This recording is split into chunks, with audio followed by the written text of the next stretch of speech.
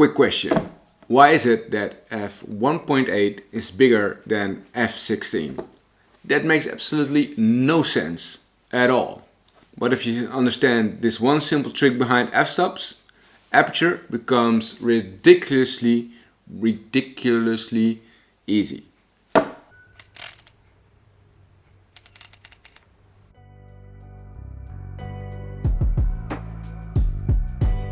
Hey everyone, welcome back to yet another video, and today we're going to talk about why f-stops make no sense at all.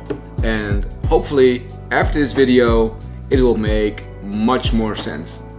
When I started photography, these numbers just looked like someone dropped their calculator downstairs. Every photography tutorial says the same thing. Aperture controls the amount of light entering the lens. Okay, cool, but that doesn't explain why the numbers look like f2.8, 5, 5.6, 11. Like, who invented this? The secret. Forget the weird numbers. All f-stops do is double or half the amount of light. That's it. Simple example. So if you go from f2 to f4, that's 2 stops, so you get 4 times lesser light. And if you go from f4 to f2, it's also 2 stops, then you get 4 times more light. So 1 stop is half, 2 stops is quadruple. Now let me see if you understand. So how much less light do I get when I go from f1.8 to f2? Let me know in the comments below. When you know this, the whole system makes way more sense. But still the numbers look weird. But photographers just accepted it, because apparently photographers love 2 things, and that is expensive gear and confusing numbers. Aperture and background blur, or bokeh as we might know it.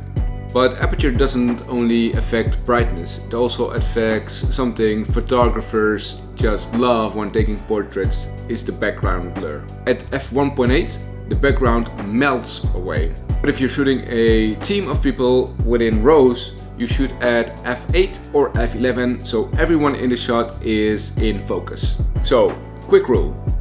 If you do portraits, lower f-stop, and if you take team photos or even landscape photos, higher f-stop. But there is one huge mistake photographers make when choosing their aperture.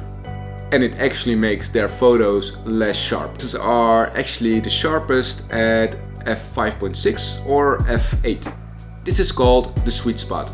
So if you're ever in a situation where you just don't know which aperture to choose f8.